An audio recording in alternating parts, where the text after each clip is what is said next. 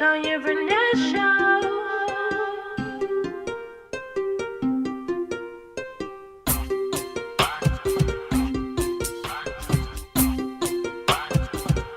It's the Tanya Barnett Show. It's the Tanya Barnett Show. It's the Tanya Barnett Show. It's the Tanya. When we talk about real things, talk about life things. The 21st century woman gotta get right. Entrepreneurship, motherhood, marriage, divorce, dating, healthy living, and thriving, of course.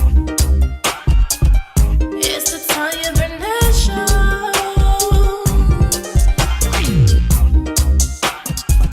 It's the Tanya Barnett Show.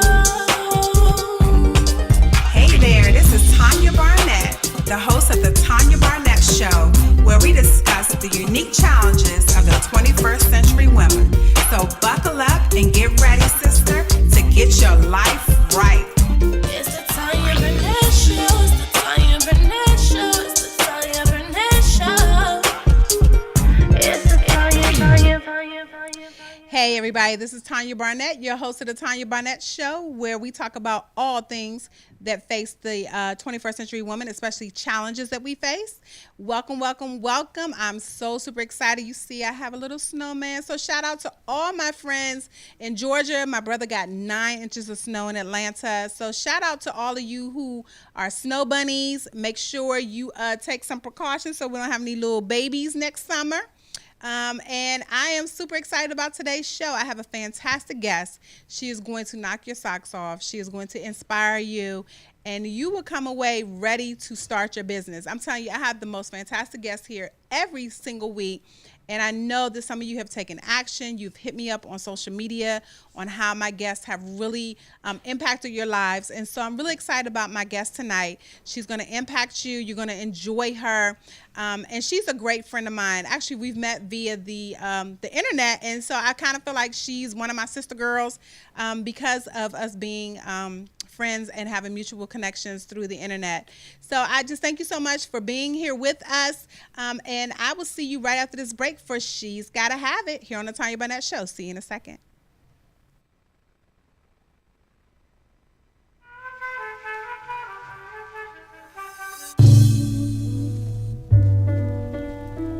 Listen Vision, Listen Vision, DC's #1 recording studio.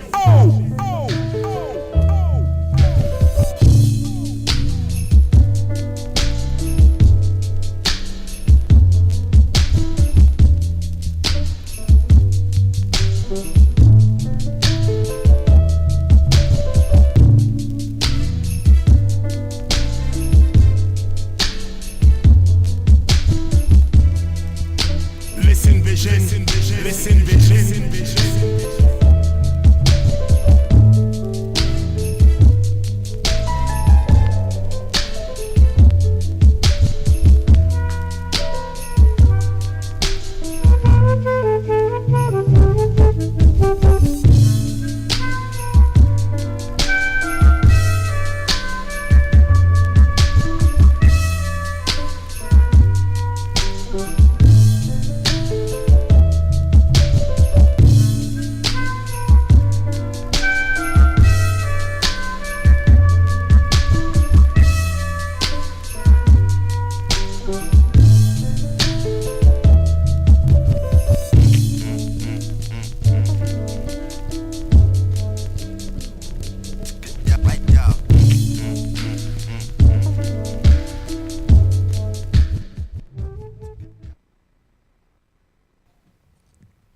Hey everybody, this is Tanya Barnett, your host of the Tanya Barnett Show, the flyest talk show on the internet. Happy Monday to you. I'm so super excited about my guest tonight.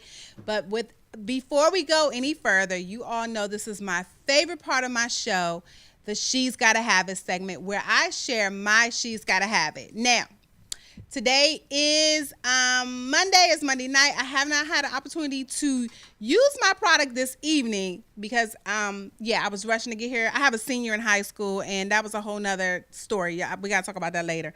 So anyway, my She's Gotta Have It is Juvia, and this is Juvia's Place, and this is an all-natural eyeshadow. She has other products as well, but this is all natural. This one here is called the Nubian, and these colors are all in golds, coppers, browns, and nudes.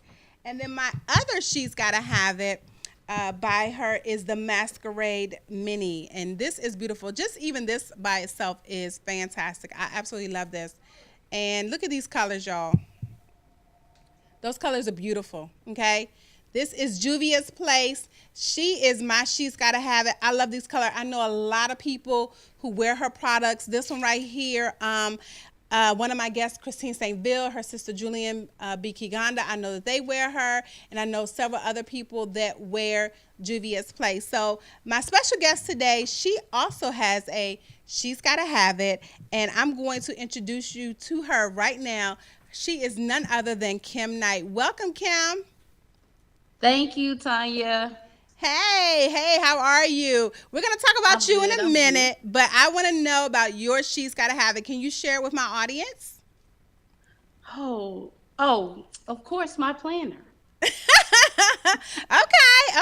So She's Gotta Have It. So can you tell them a little bit about why that's your She's Gotta Have It?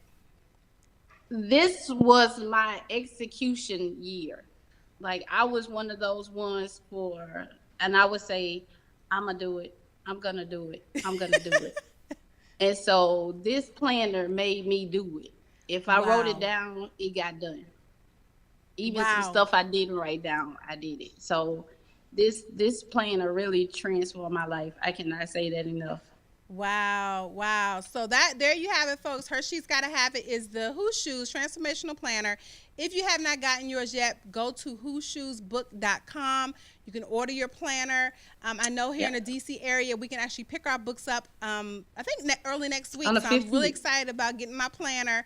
And so I know for me that planner has also helped me execute the last 2 years. I have 2016 and 2017, and I ordered 2018. So I stand by purchasing products by us, for us. And so thank you so much, Kim, for sharing your She's Gotta Have It with me. Thank you. Awesome. So without further ado, I'm going to introduce Kim. Kim is, she has an actual bookstore. And you all know that I love books. I have a nonprofit, Forever Free Books. So I'm always giving away free kids books to children. So Kim actually has a bookstore. And so Kim, can you tell us a little bit about your bookstore and how you got started? Well, actually, the physical store closed in 2016. Okay. So now we're just strictly online. But how I got started was I was always an avid reader. We always had books in the house. And so I grew up as a reader. My grandmother read, my uncles, I always was exposed to books. And so I forgot what year it was, but my aunt would, she moved to Dallas and she would buy me books from Black Book Bazaar in Dallas from Miss Emma. Okay.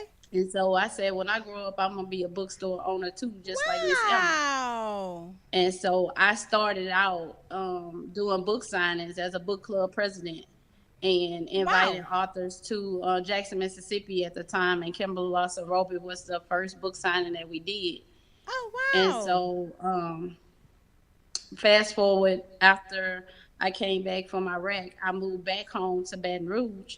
And I said, well, I want to still do the same thing. And so we did that. And then when I came back from Afghanistan, one of my friends found some space and she was like, people are getting sick of you saying you're going to open up a store and you not do it. Right. And so they kind of dared me and I jumped out there and I did it. Wow.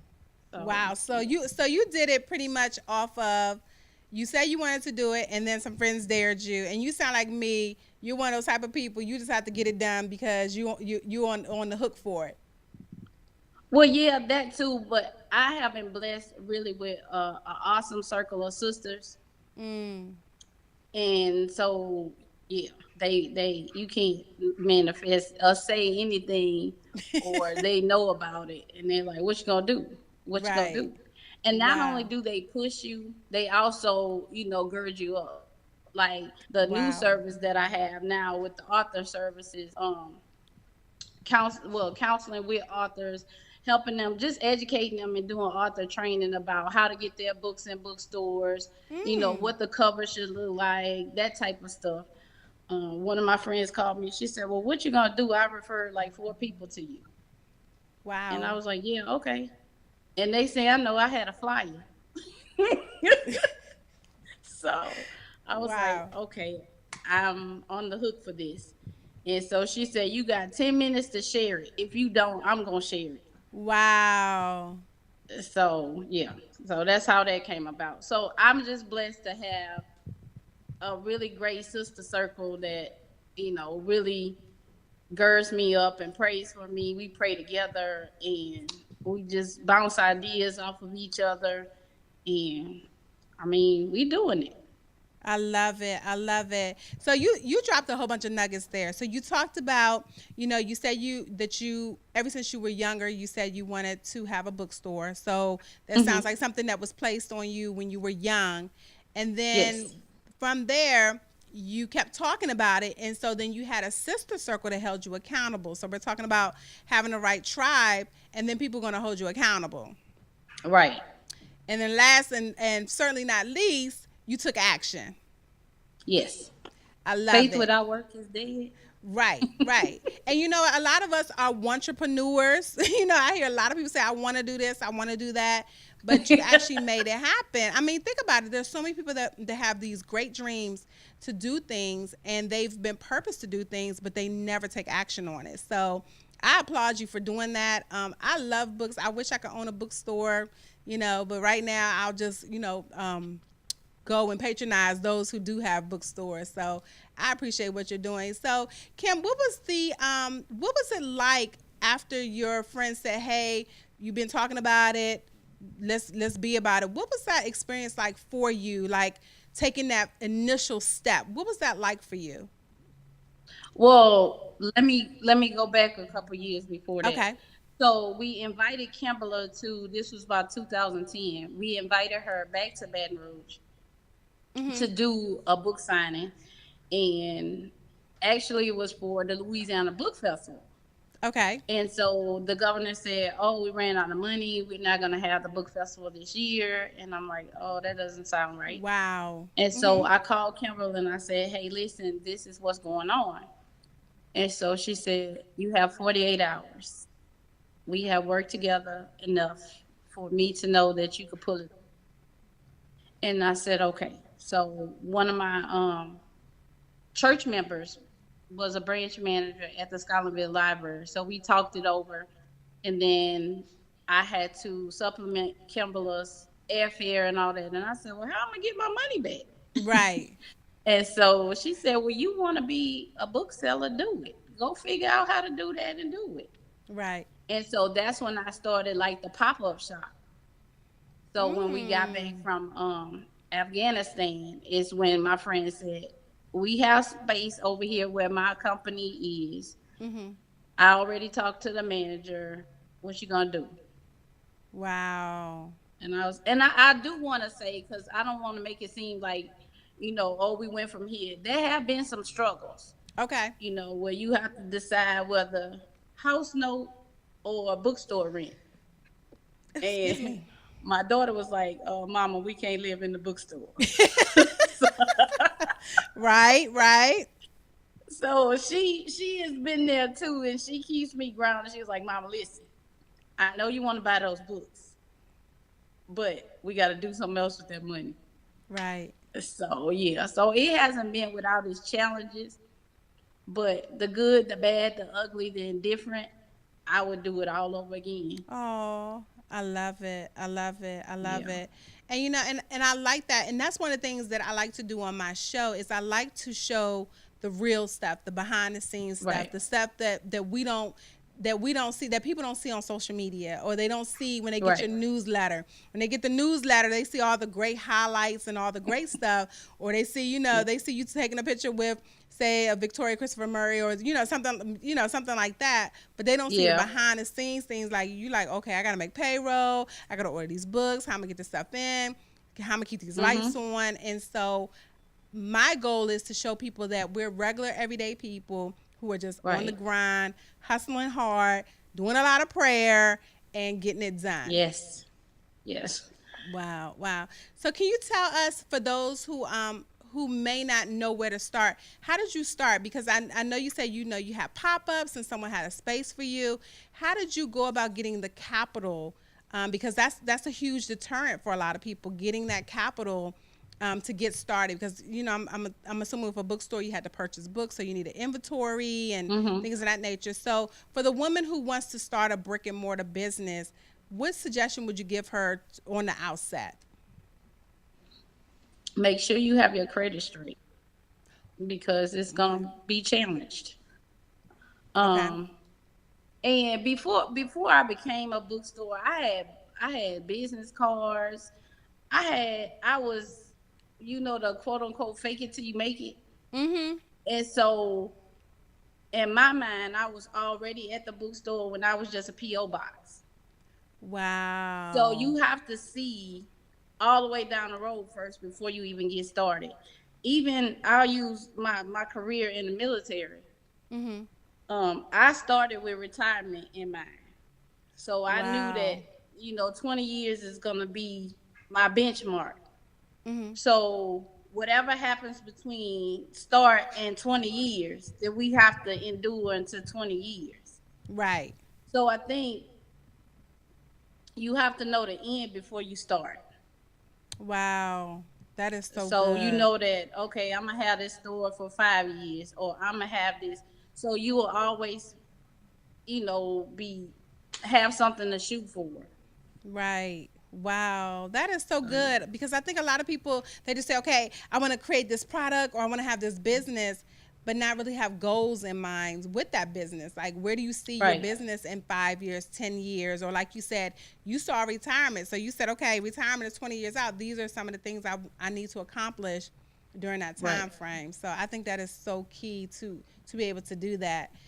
So Kim, we're going to take a really quick break, but don't go anywhere. If you're following, make sure you share this out. Share this with people that you know need to hear Kim's message. She is inspirational. This is a sister who faithed it until she made it, and she has made it. And I'm just so excited about what you're doing and things of that nature. So if you're following right now, just make sure you stay right there. We'll be right back after this break here on the Tanya Barnett Show.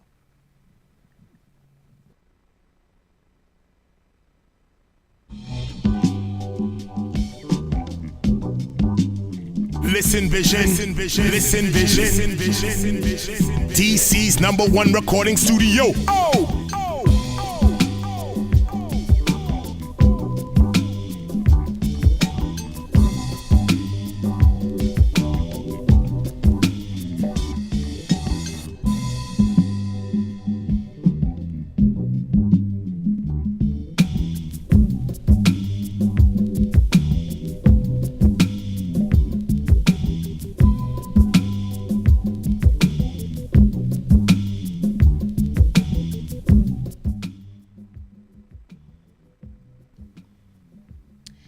Hey there, everybody. This is Tanya Barnett, your host of the Tanya Barnett Show, the flyest talk show on the internet. My special guest tonight is none other than Kim Knight, owner of Between the Lines Bookstore.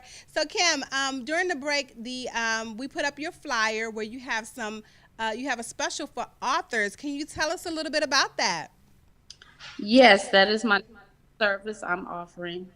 And so there's each one is an hour. So the Okay. first one, the $95 special, is for me to get to know the author, the genre of their book. Mhm. What is it they want to do with that book? Like I said, we got to start with the end in mind, and just how I can leverage my contacts and my expertise in helping them to get their book to the world. The second package that I have is 175, and we do all that. Plus, I also promote the book as well Oh, wow. across social media platforms and across my community. So, Wow. Yep. So is that for people who have just say self-published or have a brand new book, or could someone say, for instance, their book has been out a couple of years, they're not really getting any traction or energy on their book? Is that a service that they can also benefit from? yes, of course, of course. Okay, And then awesome. too, for the ones that have been out a while, it's just a remix. So maybe Mm. you tried an audience in the East, and but you never tried the audience in the West, or you didn't go with your circle that you would have normally sold to, or maybe we just look at a different avenue of how to sell your book. I do want to Oh, put a plug in for Black bookstores, though. okay, I go know for it. there's this thing out there about old Black bookstores are going away. No, they're not. They're just obscure, and you just have to do a little bit of digging. And that's where I come in with the authors and make the connection to be that connection between them and the bookstores and the booksellers, people with pop up shops and just thinking outside the box and selling their book. Wow, wow. And I never thought about pop-up shops. I mean, I have two books and I have a third one coming out. And so I never thought about putting my book in a pop-up shop or being a part of a pop-up shop. So that's a great Right. idea. I love that idea. And then, you also drop nuggets about switching up your audience, going, instead of doing East Coast, West Coast, or, going from, say, for instance, I don't know, the Northeast to the South or something like that. I never really considered that in the process. Mm-hmm. And like I said, I have two books, so you're even educating me right now. That is great Yeah. information, because I think sometimes when we write a book, we think everyone's going to buy our book and it's going to be the next Harry Potter or something like that. And why aren't people flocking to us? And then before we know it, we've only we only had like 80 book purchases or something. So Right. that's really something to consider. So if you're an author right now, I would challenge you to reach out to Kim and make sure that you get that, get your session with her, and even maybe upgrade so that you can get the exposure that you so desire, because it is a daunting task. I self-published my first book, and my other two I'm going with a publisher. However, it is a daunting task when you are self-published Yes, and it trying to is. get that recognition.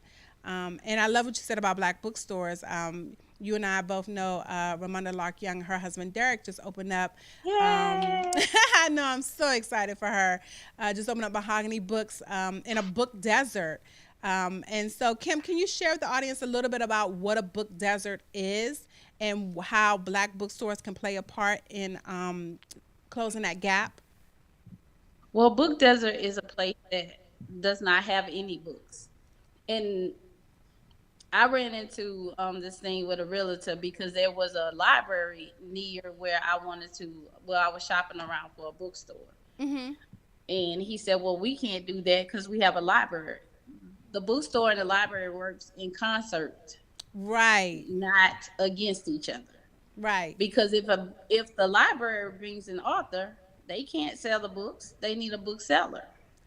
wow. Because author doesn't, I mean, they do have the author events and that type of stuff, but Mm-hmm. a book desert is somewhere where you don't have access to books, and Wow. knowledge is power. I mean, I grew up, my mom, even the environment of books and education can take you places no one can ever touch your education, Right, ever. So you can self-teach yourself within a book. It's so much stuff you could do with books. Like, right. I mean, you could read and just become this person. Go. You could be sitting right in your house and read a book, but you're all the way across the world. Right.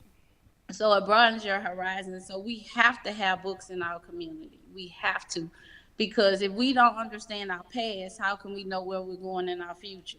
Right. Right.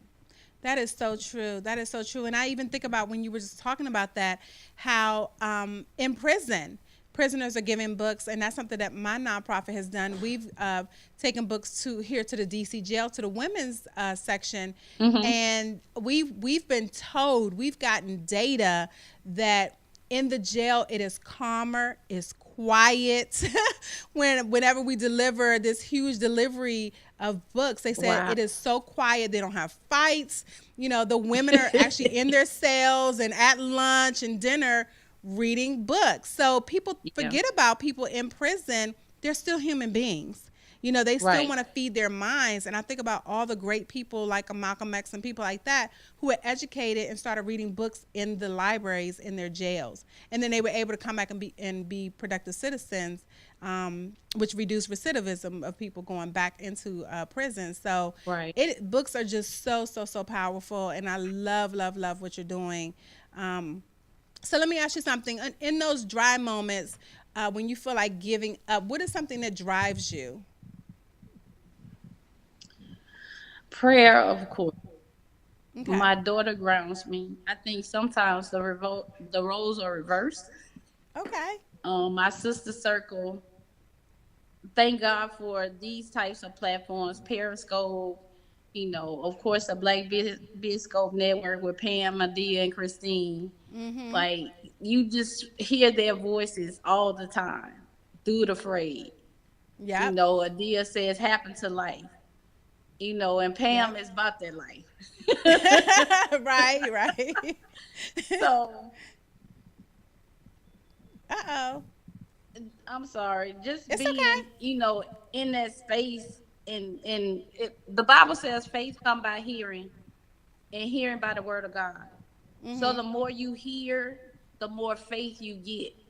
Right. And then every time I really just want to just throw in the towel, God shows me something where I brought you through this. So Mm. I'm not a respecter of person or things or situations. Right. And so it's a lot of self-talk that has to go on. And once again, that reading. Right. Because when you read the Bible, you're reading books, and you understand and you know that this happened to other people and this is what got them through. So who are you not to? The other thing is, if I don't show up to be who God called me to be, somebody else can be who they need to be. Wow, that's so good. That's so And good. so I tell people a lot of time they see your public smile, but they don't understand your private pain. And so Wow. just because you don't share it doesn't mean it's not there. I'm not superhuman Right. human because in September I actually had a stroke. What? Yes. Wow. I was in the hospital for a week. And probably the second day when my pressure was like 200 over 150. Mm. And so the second day going into the third day, I laid there and I thought, how did I get here? Wow. How did I get here? And how do I not come back? Wow. And God like really spared my life because the signs were there. I was having tremors in my face. Um, it was progressive. Like my memory was getting really bad. I was having headaches.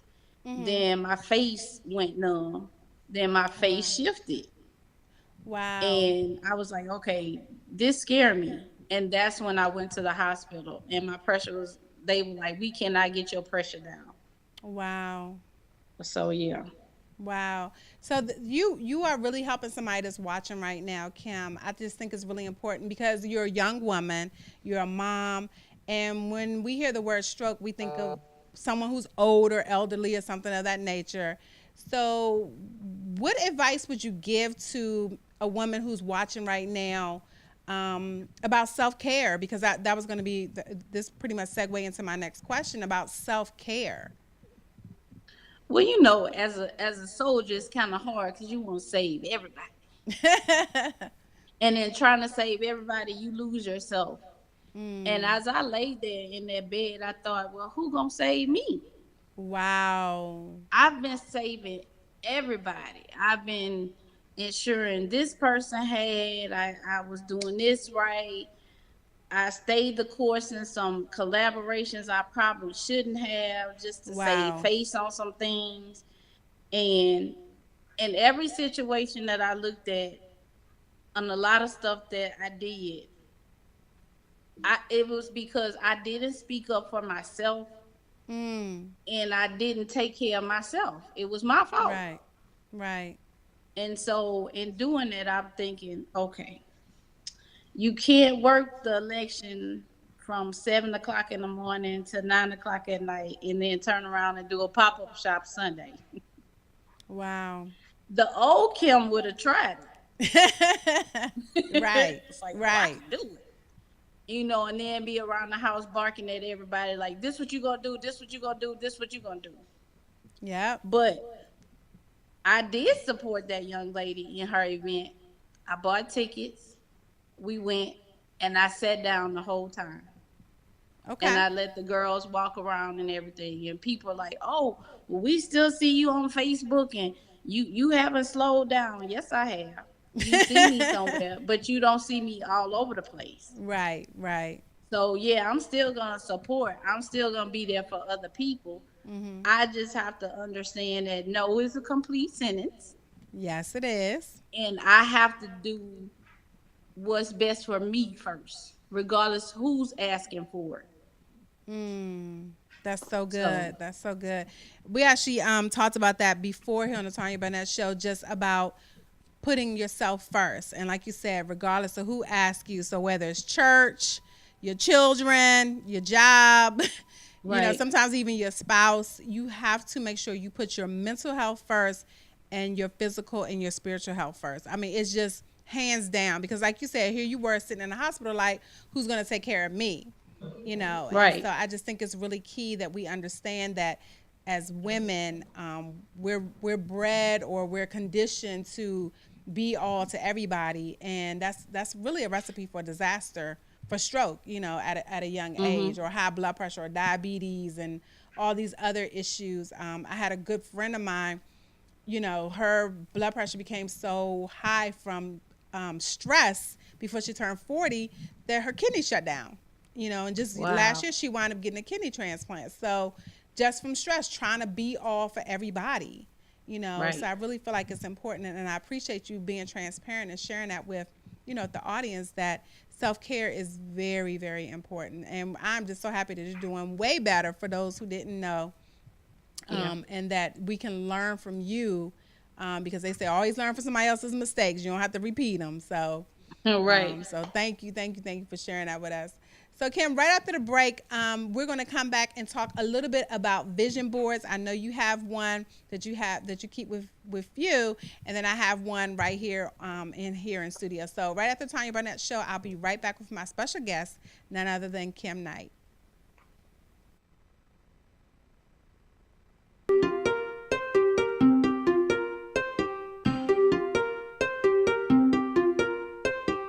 Listen vision, listen vision. DC's #1 recording studio.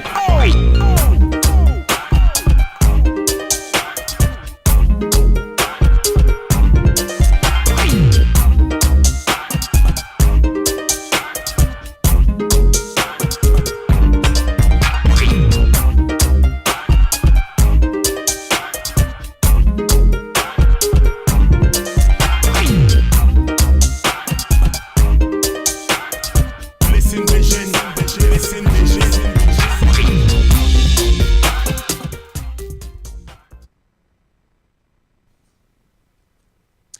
Hey everybody, this is Tanya Barnett, the host of the Tanya Barnett Show, the flyest talk show on the internet. My special guest tonight is none other than Kim Knight. Welcome back, Kim. Yes. So this Saturday, I had the opportunity to do a vision board party, a virtual vision board party, that was so much fun. Oh my gosh, I hated that we had to end, but we wanted to, make sure we stayed on time.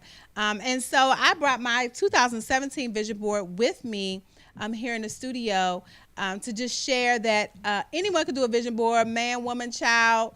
My Right. teenagers have done them. My husband has done a vision board. We do I have a family vision board that I keep in my kitchen, for the family to see just some of the goals that I have for my family. And so Kim, you and I talked before today's show, and you have a vision board that you keep inside your planner, correct? Yes. Awesome, awesome. So can you share that with us? I don't think you can see Oh yeah, we can it. see it. Yep. Mm-hmm. So Yes. this vision board. Awesome. And so why was it important to you to do your vision board? And I love the planner because Julie and Christine were very intentional about putting the vision board inside the planner so that we can actually carry it with us. But why was it important for you Because I've seen a couple of planners where people didn't put anything on the vision board pages. So why was it important for you to do it? Okay, so this a truth moment. So I went in the store and I bought all these pretty stickers. Okay. And so I'm in the craft group too. So I'm like, oh, I'm gonna make my planner look like theirs. But God is something else. So I'm thinking that I'm buying the pretty stickers. Uh-huh. But when I started putting them on the board, it was like one of the stickers says, "Together we are stronger." Make it happen. Celebrate your life. I dream it.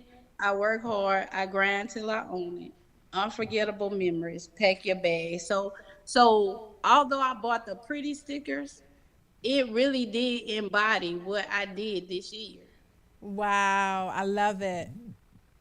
And I love it. so, I mean, just looking at it, like it may be one thing on this board I didn't do. Wow. That's fantastic. That is fantastic, Kim. Well, two things. Okay. Okay. That is fantastic. And you know, the same thing with my vision board. There's several things that I have not accomplished thus far. However, I started to plant the seed in those areas. And so for me, what I do with my vision board is I actually write a date where I accomplish some things. Like I wanted to, one of my goals was to teach at Blogalicious this year. And then I had put Miami, Florida. Well, guess where Blogalicious was this year? In Miami, Florida. So that was fantastic. And then I had just different things on here that I wanted to do. And then the way I kind of set mine up is I do four corners. So this is like my health section. This is business down here. This is community here. And then these are just things to remind myself to do, to be grateful, to keep helping my sisters shine and rise. It says empower my sisters, things of that nature. So I really make sure that I section mine off, just so in the mornings when I'm reading it, I'm always saying, Tanya, you are intentional, you're healthy, you look good, you feel better, you have a bolder attitude. Anything is possible to yourself. 40 fit in me. So different things like that. So Tanya, you're going places, things of that nature. So for me, it's really important for me to be able to actually see this. This is on my bedroom wall. And then I love this. Every time I go to a conference, I've noticed a lot of conferences now have these little ribbons. So I actually take them and put them on my vision board. So this one said, do it now, but I said, do it afraid now. So that's how I say it. Because it's easy to say, just do it afraid. But if you don't put the now on, if you don't take action, right, you're just talking. You know what I mean? So and a lot of times you can talk yourself out of stuff. So I'm really big on affirmations and love and serving. So I always make sure I put Christ on my vision board and love, because you need both, and it says God is love anyway. So for me, a vision board is just really important to have it, and I mean, I'm just grateful to be able to check things off of my vision board, and then those other things that I haven't, like Cuba. I really want to go to Cuba, so I've been talking to a travel agent. It may not be this year, but I've been talking to her about, I want to take a trip. Me and my husband want to take a trip to Cuba. So I'm going to put Cuba on my 2018 vision board and just keep planning. Yeah, keep planning. Even if I, start a layaway program to pay for it, at least I'm working towards it. Right. A lot of travel agents have that. So, Kim, I really appreciate you being with us tonight, sharing information about what you do, and even having a conversation about the importance of books. I don't think we have enough conversations about books and the importance of them. Right. And so can you share with the audience where they can reach you or how they can make contact with you? Well, they can reach me on Facebook, on Twitter, on Instagram, at BTL Bookstore 1. And they can also send me, I do take personal friend requests on my Facebook page too. Because I share a lot of stuff on my personal page about books and reading and literacy and that type of stuff. So. Okay, awesome. And website? Oh, the website is bit.ly/BTL Bookstore 17.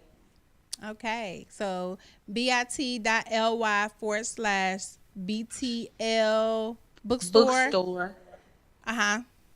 And the 17. last 17. Okay, awesome, awesome. Well, thank you so much, Kim, for sharing Thank with us. Thank you. you for being transparent and sharing your story about overcoming stroke. I think that's really important because, like I said, we think that happens to older people, Right. but it can happen to us when we're not taking care of ourselves and doing right self-care. So I Yes. cannot wait to hug your neck. I can't wait to see you soon. And I thank you know. again for being my guest here on the Tanya Barnett Show. You're So welcome. Thank you for the I, opportunity too. oh, you're so welcome. You're so welcome. So right after this break, I'll be right back here on the Tanya Barnett Show. Bye.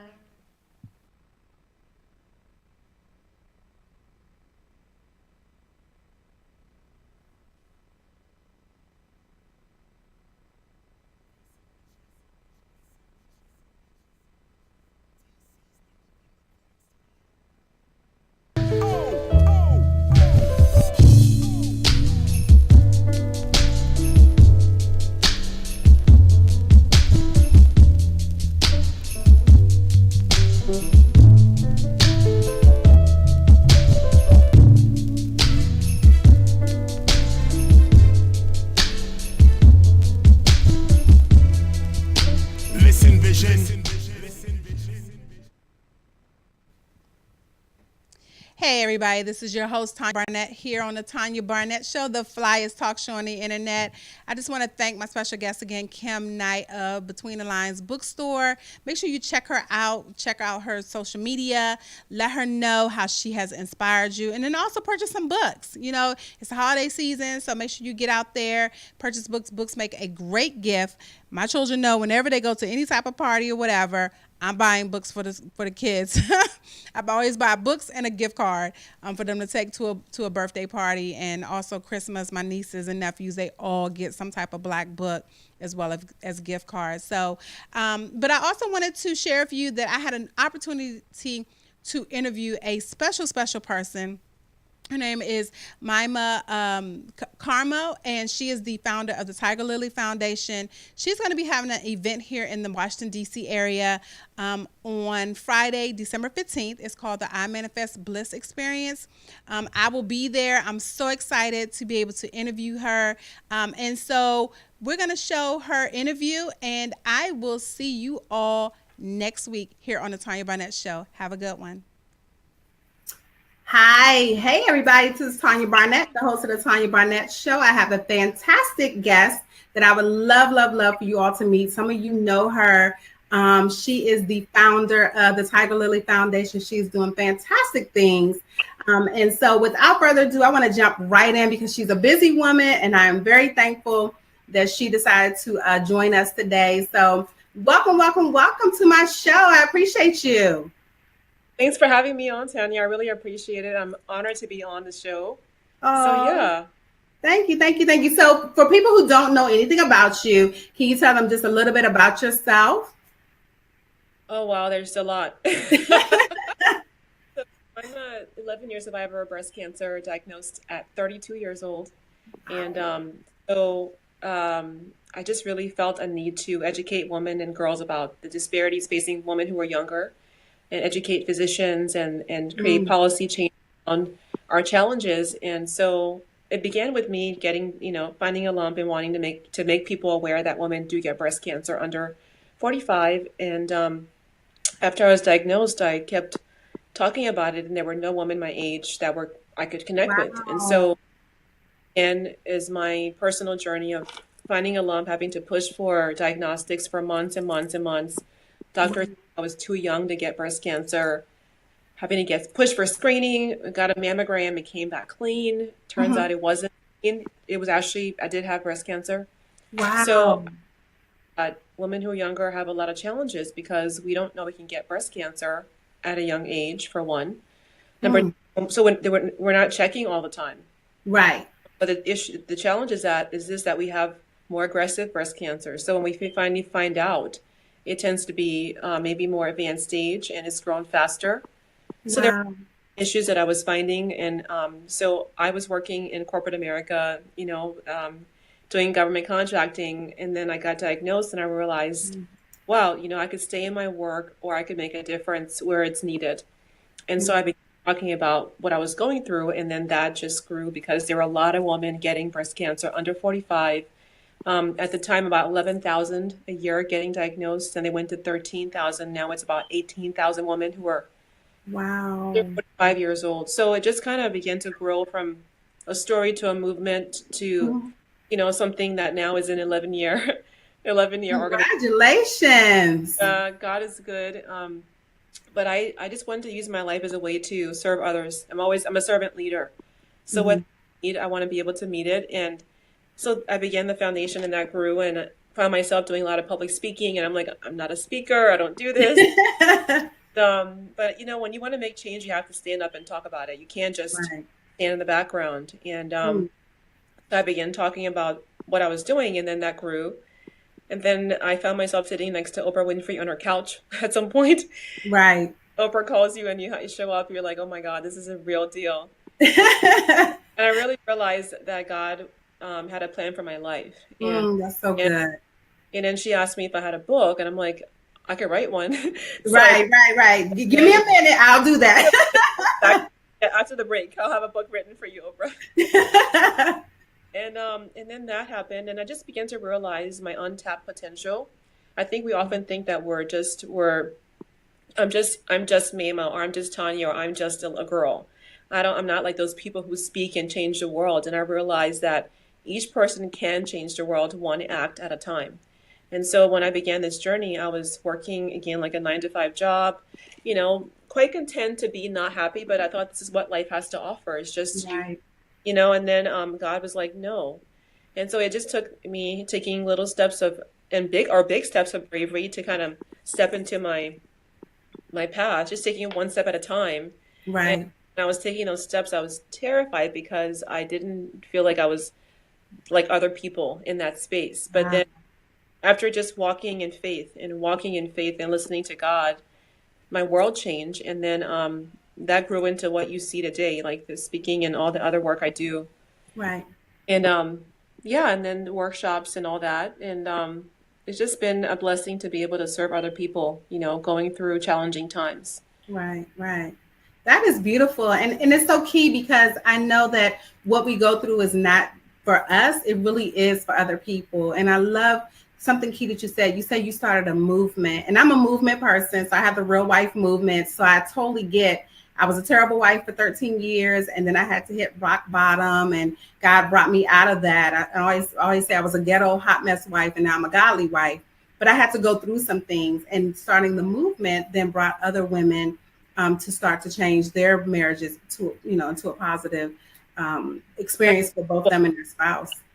So I really love that. And I love what you said about being a servant leader, because a lot of times people do things for themselves, but not to serve others. So I love that.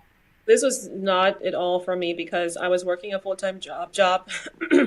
My daughter was 3 years old. I'm a single mom. And so I was like, God was saying to me, I want you to help to lead people to a different path. That's who are feeling afraid of cancer to embrace their challenges, not the cancer, but embrace the challenge and embrace their learning and embrace information. And I'm like, no, I just work in an office. I don't, manager, I don't know anything about this stuff. Right. And the more people saw me talking, they were like, oh, can you come here? And can you go there? And can you speak about this on a panel? I'm like, wow. I am not that girl. But then God is like, when God calls you, they know. I always think about my story as I think about Paul, or Saul, who was going to Damascus in the Bible, and you're going down one path. Yeah. No, go back or go this way. And you're like, no, I don't think so. I have other plans. Not for work. I'm not that good. I don't believe in myself. I'm not, kind of tough. And God is like, no, I'm in control here. Go back. And then if you don't go back, he just like takes over you. I mean, he just totally life where I had no choice but to move forward. And I became consumed by this need to help other women. And then it just kind of grew from there. And it's funny. So we have we do a big event for my charity every year. And my daughter, year before last, we had the event, and I usually would carry her back home, carry her in the room because she was little. And I Oh, wanted to the time after the ball, and I couldn't because she was like almost my size. And then right. I realized, oh my God, like 9 years had gone by where I've been serving God, and I'm like, but the thing is, when you're giving to other people and serving people, you grow. I mean, Right. grown so much and changed so much. The girl I was in 2006 was so afraid and so timid and so unaware of her power and now Wow. else. So as you're serving other people, God's molding and shaping and honing you and Mm, building you. And so because he wants you to serve more in a bigger capacity. right. So if my work has transformed from, just only breast cancer to doing a lot of speaking and writing and then I got inspired which led me to do my I Manifest Bliss events. Because there are a lot of women I was meeting who were not just had breast cancer, but who were feeling like victims of their lives or feeling stuck. I, That's good. I don't want them to ever have cancer, but if they had experienced what I experienced, realizing that one day your life's normal, like you think, I'm going to work, I Mhm, got to pay bills, I got to get some groceries, I got to get my oil changed. mhm. Right. This guy's blowing me up again. I don't want to go out with him. Like, I'm bored. Like, you're complaining about the weather. Right. My hair is not the right way. My lashes aren't done, whatever. And then the next minute, you're like, oh my God, like I could be dead in like the next 3 to 6 months. Wow, that's heavy. Yeah. So I went from having all this crap I was focusing on to realizing like life became crystal clear after my diagnosis. Wow. I thought if other people could really experience what I experienced, that knowingness of that we don't have a lot of time Right. and that every moment is precious. And we have to Mm, use each moment and milk it and serve and love and give. And so I began to be intentional with my life, be really intentional about who I was that's being, good. Wow. how I was being. I had to dig deep and look at myself in ways that I didn't want to look at myself. And then also learn to love myself more. But I began this process of discovering myself as a Wow. and as a person. And then I made some really awesome friends who are on similar paths of kind of self-discovery, and I call them unicorns because they're just kind of different. They're very full purpose seekers and spiritual gangsters, and just very I different and love very it. not afraid to be loving and kind and vulnerable, but because that's who we all are. We just kind of cover it up with crap, of our Right. ego and so forth. And so I made some great friends, and I thought, these friends give me so much. We would have lunches and dinners and really bond. And I thought, what if we have an event and invite other people to come and kind of experience these kind of conversations about authenticity and truth and manifesting your soul purpose and love and transformation. And people could be inspired to use their challenges as catalysts. And so Right. I had the first I Manifest Bliss event in March as an experiment. Okay. As you can see, it's now December and we're on the third. Yes. Yes. So, Yes. Yes. so this is a whole other venue of a way to serve others in a I loving love it. God is propelling me towards. Awesome, awesome. And so that is so beautiful to me. And we have a couple of people that are checking us out on Facebook. So I hope that if you're watching this, that you share this. If you're catching us on a replay on YouTube, make sure you share this out. We are being inspired by none other than the founder of the Tiger Lily Foundation, Maima Karma. I want to make sure I'm saying it right. Fama. Maima. And I was Yeah, practicing too. I don't take things. But I mean, everything that you're saying is so true. I actually had a vision board party yesterday with Christine St. Bill and a couple other fantastic women. And everything that you're saying, I kid you not, we talked about yesterday, living intentional, using your experiences to be of service to other people. We talked about that yesterday. And it's just so key. And I love that you're doing that. And so you brought up the I Manifest Bliss experience.